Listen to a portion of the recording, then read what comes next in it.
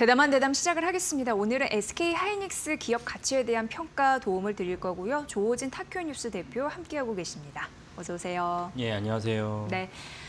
지분 추가 매입 소식이 있는데 미국의 자산운용사 더 캐피탈 그룹이 SK 하이닉스의 지분을 추가로 매입했다라는 소식이 있습니다. 근데 여기가 3,900조 원을 굴리는 자산운용사라서 굉장히 큰 힘을 쓰는 그런 곳이더라고요. 어떻게 보셨습니까? 예. 예. 그 캐피탈 그룹이 좀 전에 말씀드린 대로 뭐 수백조 원의 자산 운용을 하는데 이 본거지가 LA에 있습니다. LA에 있다 보니까 그래서 우리나라 기업이 친화적인 건지 캐피탈 그룹이 뭐 SK 하이닉스 외에도 뭐 우리나라 주요 기업들에 대해서 이제 지분을 많이 갖고 있는데 제가 예전에도 한번 이 시간에 설명드린 적으로 기억나는데 그 12.3 계엄 사태로 우리나라 주식시장이 쑥대밭이 된 직후에 캐피탈 그룹인 SK 하이닉스의 지분을 갖다가 추가로 매수를 해서 그러니까 캐피탈 그룹이 이제 그 지금 보시는 차트는 이제 그 12.3 계엄 사태 이후의 차트이고 예. 그 이전의 차트를 보면은 원래 캐피탈 그룹의 SK 하이닉스 지분을 작년 6월까지 한 5월인가 6월까지 한 꽤 많이 지분 5% 갖고 있다가 지분을 줄여요. 지분을 줄였는데 사실은 저 그때 지분 줄이는 걸 보고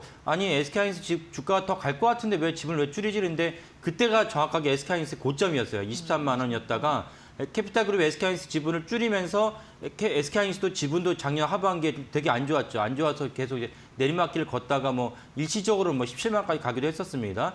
그런데 12.3 계엄 사태로 많은 사람들, 국내 주식 투자가들도 뭐 몸살이고 있는 그 시점에 네. 캐피탈 그룹이 SK 하이닉스 지분을 갖다가 추가로 매수를 해서 그러니까 매수했던 걸 보니까 3%까지 줄였다가 그 이후로 이제 추가로 매수를 해서 5%까지 늘렸습니다. 그래서 그 시간에 제가 한번 설명드린 적이 있습니다. 그러니까 12.3 계엄 사태로 많은 사람들이 몸살이고 있을 때 캐피탈 그룹은 아니다. 우리 SK 하이닉스가 앞으로 더 갈 거라 생각한다고 간주했기 때문에 다시 지분 추가를 단행하면서 5% 이상의 그 지분을 늘리면서 공시를 하면서 그때 어떻게 보면 이제 고맙기도 하고 뭐 캐피탈 그룹도 사실은 뭐 SK 하이닉스가 더 올라갈 거 생각하니까 그 당시 12.3 계엄 사태 때 5% 이상 늘렸다가 이번에 지난주 공시였습니다. 이번에 다시 추가로 지분을 매입을 했다라고 공시하면서 6.7%까지 지분을 늘렸습니다. 지금 보시는 화면이 이제 캐피탈 그룹이 초록색이 이제 캐피탈 그룹 지분이 늘리는 것이고 위에 있는 이제 파란색이 이제 SK 하이닉스의 주가 동향입니다. 그래서 여기 캐피탈 그룹이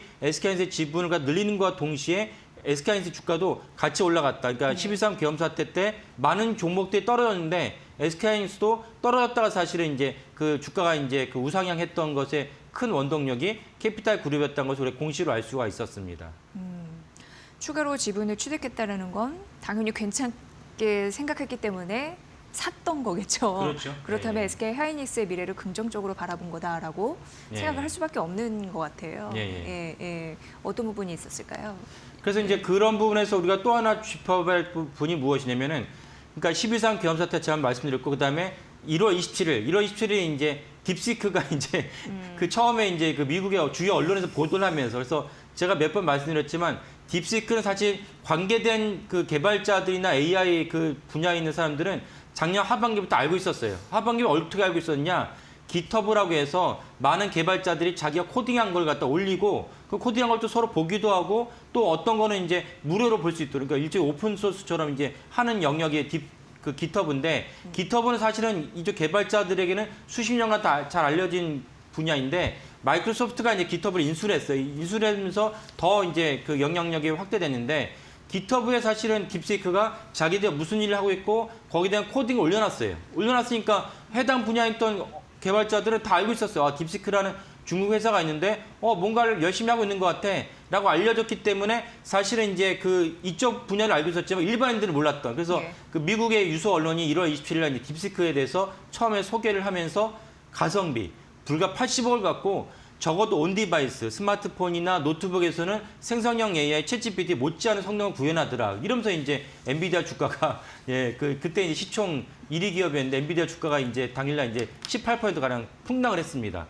폭락을 하고 우리는 그때 설 연휴였기 때문에 사실은 뭐 SK 하이닉스가 영향을 받을 수가 없었죠. 그래서 설 연휴가 끝난 1월 31일 날 개장하자마자 SK 하이닉스 주가가 폭락을 했는데 여기서 제게 이 얘기를 왜 드리냐? 그러면 그때 캐피탈 그룹은 이번에 지분을 갖다 늘렸다고 하는데 캐피탈 그룹은 1월 27일 이후에 그러니까 사실 1월 31일부터 SK 하이닉스의 어떤 지분 동향을 보였는지가 관심사인데 이번에 공시를 보면 이제 역시 캐피탈 그룹이 1월 27일 날 그 딥시크 사태에도 불구하고 1월 31일 날 SK 하이닉스에 매수를 했다.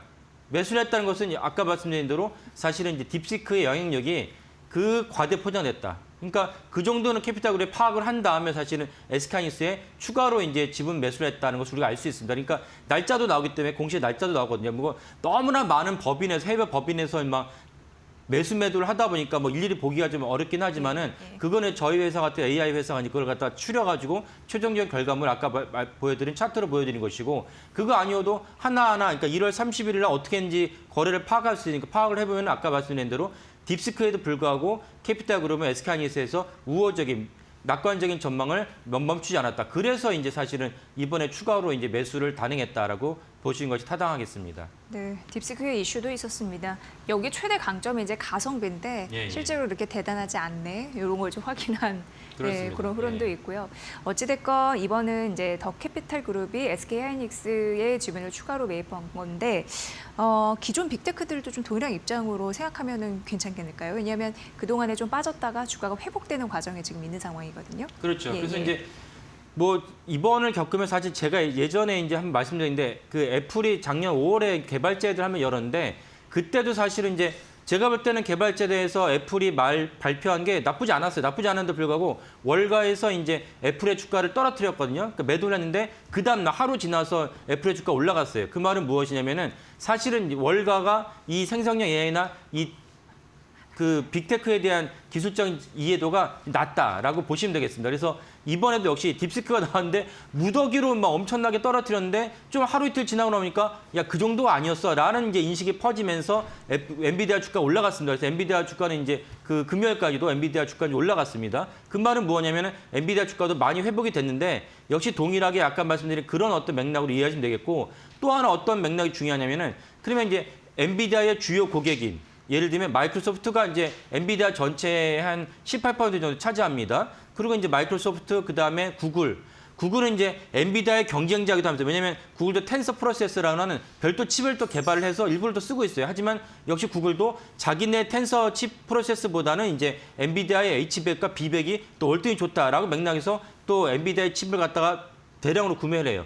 그런 어떤 구글의 입장, 아마존, 메타 입장 이런 것들 쭉 종합해 봤을 때 여전히 그분들이 뭐라고 말씀했냐 딥시크 별로다라고 얘기는 하지 않았지만 여전히 올해 25년도에 너네가 어떻게 투자 계획을 세우고 있느냐 우리는 여전히 투자 계획을 더 늘릴 것이다. 그럼 늘릴 건다면 당연히 엔비디아라 말을 안 했지만 엔비디아 칩 말고 그렇게 대규모로 투자를 할 필요가 없거든요. 그렇다면 여전히 딥시크에도 불구하고 그분들은 사실 이 분야에서 고수들인데 아까 말씀드렸지만 작년 하반기부터 딥시크는 알려져 있었다. 알려져 있었는데 불구하고 아까 말씀 마이크로소프트나 구글이나 우리는 올해도 엔비디아에 대한 칩을 살 것이다라는 얘기는 사실 글로벌 빅테크들 입장에서는 딥시크는 별다른 의미가 있는 회사가 아니다. 그들 입장에서는 라고 판단했다. 이런 판단이 확산되면서 엔비디아 주가도 사실 딥시크 충격 이전으로 뭐 완벽하게 돌아가지 않았지만 많이 이제 회복되는 그런 추세로 이제 돌아갔습니다. 이런 맥락으로 SK하이닉스나 관련된 종목들을 투자하시는 게 좋겠습니다. 네. SK하이닉스 오늘 보면 외국인의 매수에는 잇따라 나오고 있고 기관도 오래간만에 순매수하는 흐름들이 나타나는데 예. 외국인 지분율은 점차적으로 좀 넓어지고 있는 것 같아요. 예. 예. 어떻게 보세요? 예, 맞습니다. 그러니까 그러면 캐피탈 그룹은 공시를 했기 때문에 SK하이닉스가 아까 봤을 때 1월 30일 날 설 연휴 끝나자마자 어떻게 매수 매도 현지를 파악할 수 있는데 그럼 다른 외국인 그룹은 SK하이닉스를 어떻게 매수 매도했는지를 갖다 파악할 수 있는데 역시 동일하게 다른 외국인 그룹들도 1월 31일 날 딥시크 충격에도 불구하고 SK하이닉스의 지분을 계속 늘렸다는 사실을 알 수 있습니다. 그래서 그 금요일자 종가 기준이었을 때 SK하이닉스의 지분율이 되게 높아졌어요. 그러니까 1월 딥시크 충격으로 SK하이닉스가 주가가 떨어졌다고 생각을 하지만 사실은 그때부터 외국인들은 지속적으로 SK하이닉스 지분을 늘렸다는 걸 알 수 있습니다. 그러니까 캐피탈 그룹도 마찬가지고 외국인들도 주가가 떨어지니까 야 이거는 되게 저가에 매수할 수 있는 좋은 기회다. 그 우리 보통 개인 투자가들이 말하는 네티즌들이 보통 얘기하는 줍줍의 기회다. 이럴 때 우리가 사자는 언제 사느냐 이런 맥락으로 사실은 기관들도 팔고 개인들도 팔 수 있지만은 SK하이닉스의 외국인 주주들은 1월 30일 날 딥시크 충격에도 계속해서 집을 늘렸다는 걸 알 수 있습니다. 그러니까 그 말은 아까 말씀드린 그 빅테크들 엔비디아의 주요 고객된 빅테크들도 야 그 딥시크 그거 가지고 뭘 할 건데 라는 맥락으로 계속 엔비디아의 칩을 계속 사겠다고 발표를 했고 그다음 우리나라 입장에서 봤을 때는 SK하이닉스를 봤을 때 외국인 주주들이 여전히 SK하이닉스가 사실은 유망하다라고 생각하면서 그 지금 그 1월 31일 이후에 90만 주 이상을 매수를 했어요. 90만 주라면 SK하이닉스가 이제 평당 19만 원, 20만 원 계산을 했을 때 1,800억 이상이 되는 엄청난 돈입니다. 이런 돈을 매수했다는 것은 사실은 아까 말씀드린 딥시크에 대한 영향력이 그렇게 많지 않다라고 볼 수가 있는 것이고 SK하이닉스의 지분율이 55.97%, 거의 56% 육박을 하죠. 이건 엄청난 숫자입니다. 그러니까 SK하이닉스는 기간 산업이 아니기 때문에 기간 산업이라는데 예를 들면 대한항공, 그다음에 SK텔레콤, KT 같은 거는 지분이 50%를 넘을 수가 없어요. 그걸 우리가 법으로 정해놨어요. 근데 그런 회사가 아니기 때문에 SK하이닉스의 지분율이 56% 육박하다는 것은 SK하이닉스가 얼마만큼 대단한 평가를 받고 있는지를 우리가 단적으로 알 수 있다. 그러니까 12.3 계엄 사태라는 건 되게 충격적인 사건인데 그럼에도 불구하고 외국인 지분이 계속 높아지겠다는 것은 외국인들은 야 12.3 계엄 사태는 니네 정치적 영역이고 우리는 돈 벌어야 되니까 오직 돈 버는 것에 관심이 있는 것입니다. 그러니까 돈 벌어야 되고 주가가 저평가됐으니까 우리는 아랑곳하지 않고 지분을 늘리겠다라는 맥락으로 이제 투자를 했다라고 보시면 되겠습니다. 네. 오늘 뭐 장 열릴 때도 CXL 시장 열린다라고 하면서 SK하이닉스가 3월 말 양산 시작한다라는 이슈도 부각을 받았었는데 예, 예. 어쨌든 HBM 넥스트, 그러니까 HBM 요 여러 가지 기술도 관심사이고 어떤 섹터에서 지금 SK하이닉스가 또 주목을 끌고 있는지 그 부분도 함께 봐야 될 것 같습니다. 예, 예. 그러니까 말씀하신 거는 HBM은 잘 알겠는데 반도체가 HBM만 있지 않지 않느냐. 그 예를 들면 이제 낸드 플래시가 있고 그다음에 범용 HBM도 D램의 일종이 하지만 D램에서 HBM 다른 것들은 어떻게 됐냐 이런 것도 같이 살펴볼 필요가 있는데요. 일단 낸드 플래시는 1월 달부터 가격이 상승으로 이제 약간이라도 올라서고 있습니다. 계속 추락을 하고 있다가 약간 올라서고 있으니까 그것만으로도 기존 반도체 업종에서는 큰 수혜가 되죠. 그리고 이제 D램 같은 경우도 가격이 이제 떨어지다가 사실 멈췄어요. 멈췄다는 거는 더 이상 떨어지지 않는 것만으로 하더라도 사실은 해당 기업 입장에서는 손실을 피할 수 있는 그런 어떤 중요한 모멘텀이 됩니다. 그래서 사실 이런 사실이 이제 지난주에 알려지니까 SK하이닉스도 사실은 뭐 영향이 있죠. SK하이닉스 우호적인 어떤 환경이 조성됐지만 또 다르게 이제 우호적인 환경에서 힘입는 종목이 어디냐면 삼성전자입니다. 그래서 지난주 삼성전자 주가가 사실은 일부 이제 올라갔던 이유도 아까 말씀드린 범용 반도체에서 어느 정도는 이제 가격이 이제 저항선에 부딪히고 더 이상 추락하지 않을 것 같다라는 전망과 낸드 플래시는 그냥 올라가는 것 같다라는 전망이 같이 겹쳐지면서 삼성전자 주가가 사실 반등하는 그런 계기도 됐다. 그러니까 결국 SK하이닉스도 그런 기업, 그런 종목, 그런 제품들 만들어요. 제품들 만드는데 시장에서 가격이 추락하지 않고 보합이라든지 올라간다면 SK하이닉스는 원래 고가의 HBM에 플러스 여기에 범용 반도체도 같이 붙으니까 그 영업이익은 더 올라갈 수밖에 없다라는 것은 이제 SK하이닉스에도 긍정적이라고 보셔야겠습니다. 네. 지금 그리고 트럼프 정책 이런 부분도 자유로울 수가 없는 것 같습니다. 자국 네. 내에 미국 생산 투자 시설을 늘려라라고 함과 동시에 중국 내에 공장이 있다면 첨단 반도체 제조 시설 이쪽으로 자꾸 또 압박을 하고 있는 모습. 우리로서는 좀 답답한 흐름들이 이어지고 있는데 SK하이닉스도 직간접적인 영향권에 있잖아요. 그렇죠. 어떻게 볼까요? 예. 예.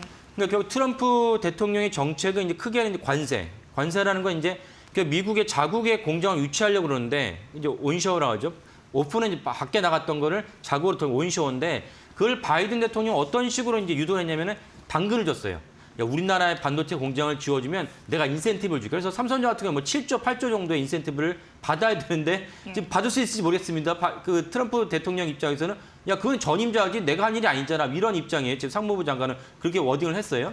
그러니까 삼성전자, 하이닉스나 사실은 원래 받아야 될 돈을 받을 수 있는지 모르겠지만 그러니까 바이든 정부는 그런 정책이었다면 트럼프 대통령은 왜 돈을 주는데 관세를 때리면 알아서 우리나라에다가 공장을 지을 텐데 왜 돈을 주지? 그러니까 트럼프 대통령은 정책이 당근보다는 채찍이에요. 그래서 관세로 이제 사실은 자국의 공장을 유치하겠다는 건데 원래 트럼프 대통령은 이제 유세 시절이나 얼마 전까지만 하더라도 그 정액제로 그러니까 모든 국가에다가 보편적 관세를 때리겠다. 중국은 말할 것도 없고 그런 정책이었는데 사실 곳곳에서 야 그렇게 하면 경제가 망가지고 무슨 이득이냐라고 얘기를 해서 그런지 모르겠는데 또 하나는 사실은 트럼프 대통령이 임기가 취임하면서 미국에 있는 그 3대 지수 S&P 500이나 다우나 나스닥이나 3대 지수가 안 좋아요. 그러니까 네. 미국 사람들은 지수에 대해 되게 신경을 많이 쓰거든요. 왜냐하면 미국 사람들은 일반 사람들은 자기 자산의 70% 가까이를 주식에 투자를 하고 있어요. 그러면 내가 저축보다 부동산보다 주식 투자했는데 주가가 내려간다, 지수가 내려간다. 그러면 기분이 나쁘죠. 기분이 나쁜 것은 바로 현 정부 트럼프 대통령의 지지율 하락으로 이어지니까 신경을 씁니다. 신경 쓰니까 야 그러면 정액제로 플랫 관세로는 하지 말고 우리 상호 관세로 그러니까 우리가 저 나라가 우리한테 한 10% 정도 관세 매기니까 미국도 10% 매기겠다. 그러니까 개별 국가별로 협상을 해서 관세를 매기겠다는 거로 정책을 전환했어요. 이건 어떤 것이 있느냐? 일단 현실적으로 4월 1일에 근데 골드만삭스의 전망으로는 4월 1일 할 수 없어. 그거 다 분석하고 하려면 4월 1일 할 수 없고 어쩌면 뭐 6월 달이야 가능하겠다. 이러니까 이제 갑자기 주시장 입장에서는 이 관세 때문에 받았던 충격이 2달에서 석 달, 4개월로 이제 늘어난 거예요. 그러다 보니까 어느 정도 숨통이 튈 수 있으니까 미국 시장도 어느 정도 이제 숨을 쉴 수가 있고 그다음 우리나라 시장에도 숨을 쉴 수 있고 특별히 유럽 시장이 많이 올라가고 있어요. 이런 것들은 사실 긍정적으로 볼 수 있고 트럼프 대통령이 또 다른 이제 정책을 한다면 관세 말고도 이제 어떻게든 이제 환율에 대한 분야인데 네. 환율도 사실 보긴 하겠지만 그 지난주 금요일 날 나왔던 미국 지표가 소매 판매가 안 좋았어요. 그리고 심지어 이제 그 CPI도 안 좋았고 그러니까 인플레이션이 재발할 것 같은데 소매 판매가 안 좋았다는 거는 GDP가 안 좋을 것 같다. 그래서 이제 애틀란타 연은에서 추정하는 GDP 나우가 있습니다. GDP 나우가 갑자기 2%, 3% 미만으로 낮췄어요. 1분기 추정을. 그러면 사실 트럼프 대통령 입장에서 쇼크거든요. 그러니까 미국 경제가 둔할 것 같다라는 생각이 들게 되면 이것이 원래 환율이라는 거는 달러와 원화로 치면은 자국의 어떤 그 국가력의 경쟁력의 상징입니다. 그러니까 미국 경제 안 좋을 것 같다니까 강달러가 사실은 어쩔 수 없이 내려가게 돼요. 그래서 오늘도 환율이 지금 내려가겠죠. 환율이 내려가면서 어떤 의미가 있느냐? 외국인들이 들어올 수 있는 투자할 수 있는 중요한 여건이 조성됩니다. 그러니까 외국인들 입장에서 그러니까 캐피탈 그러면 그런 대단한 거. 우리나라가 1,500원 갈 것 같은 그런 기조에 있을 때도 막 투자를 했거든요. 그러면 11,500원 돌파한다면 캐피탈 그룹은 환자소를 있는데도 불구하고 투자를 했단 말이에요. 그럼 캐피탈 그룹은 1,500원 갈 줄 알았는데 1,450원에서 1,450원 밑으로 내려가서 1,400원을 조성된다. 그러면 앉아서 3% 환차익을 거둬요.